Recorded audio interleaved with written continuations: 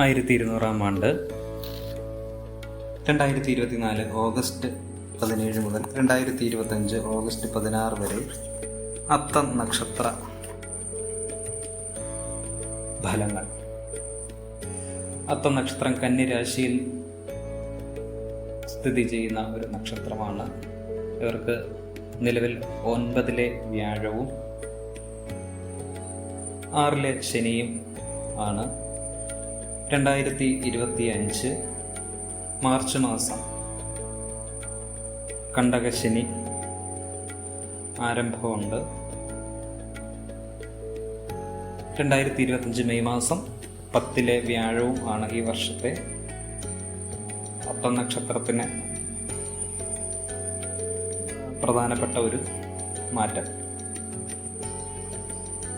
ഭൂരിപക്ഷ അഭിപ്രായത്തെ മാനിക്കുന്നതിൽ ആത്മസംതൃപ്തി ഉണ്ടാകും. ഗൗരവമുള്ള വിഷയങ്ങൾ ലാഘവത്തോടുകൂടി അവതരിപ്പിക്കുവാൻ സാധിക്കും. ഗവേഷകർക്കും ശാസ്ത്രജ്ഞർക്കും വിദ്യാർത്ഥികൾക്കും അനുകൂല ഫലങ്ങൾ വന്നുചേരും. സ്വപ്ന സാക്ഷാത്കാരത്താൽ ആത്മനിർവൃത്തി ഉണ്ടാകും. സമാന ചിന്താഗതിയിലുള്ളവരുമായി സംസർഗത്തിലേർപ്പെടുവാൻ അവസരമുണ്ടാകും. ഭൗതിക സുഖങ്ങളോടൊപ്പം ആധ്യാത്മിക ആനന്ദവും അനുഭവിക്കുവാൻ അവസരമുണ്ടാകും. കഴിവിനും പ്രാപ്തിക്കും അംഗീകാരം ലഭിക്കും. വിദേശ ബന്ധമുള്ള വ്യാപാര വ്യവസായങ്ങളുടെ ആശയങ്ങൾ വന്നുചേരും. സ്തുത്യർഹമായ സേവനം കാഴ്ചവെക്കുന്നതിൽ ആത്മാഭിമാനമുണ്ടാകും. സാമ്പത്തിക പുരോഗതി കൈവന്നു ചേരുന്നതിനാൽ ഗൃഹനിർമ്മാണം പൂർത്തീകരിച്ച് ഗൃഹപ്രവേശന കർമ്മം നിർവഹിക്കും. കാഴ്ചപ്പാടിൻ്റെ വ്യത്യസ്തതകളാൽ സംയുക്ത സംരംഭത്തിൽ നിന്ന് പിന്മാറും. ഉപകാരം ചെയ്തു കൊടുത്തവരിൽ നിന്നും ജൂൺ മുതൽ വിപരീത പ്രതികരണങ്ങൾ വന്നുചേരും. ഉത്തരവാദിത്തങ്ങൾ അന്യരെ ഏൽപ്പിക്കരുത്. സുഹൃത്ത് ഉപദേശത്താലും ഈശ്വര പ്രാർത്ഥനകളാലും പലപ്പോഴും അനുഭവപ്പെടുന്ന വിരസതയെ അതിജീവിക്കും. പ്രത്യുപകാരം ചെയ്യുവാൻ സാധിക്കുന്നതിനാൽ കൃതാർത്ഥതയുണ്ടാകും. ഉൽപ്പന്നങ്ങൾ ഗുണനിലവാരം വർദ്ധിപ്പിക്കുവാൻ, വ്യവസായം നവീകരിക്കുവാൻ തീരുമാനിക്കും. നടപടിക്രമങ്ങളിൽ കൃത്യത പാലിക്കുന്നതിൽ ആത്മസംതൃപ്തി നേടും.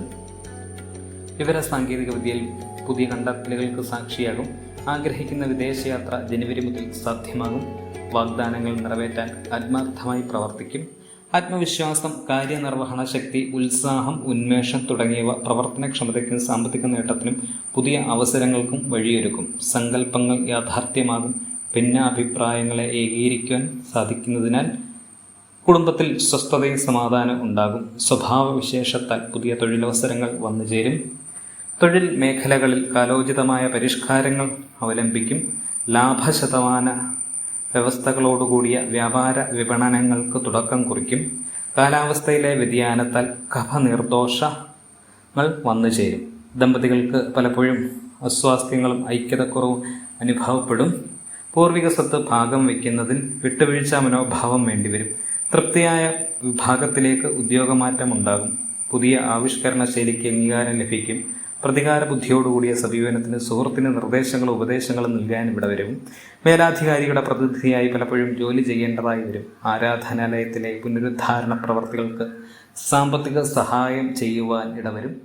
ചിന്തകൾക്കതീതമായി പ്രവർത്തിക്കാൻ സാധിക്കുമെങ്കിലും അഹംഭാവം ഒഴിവാക്കണം.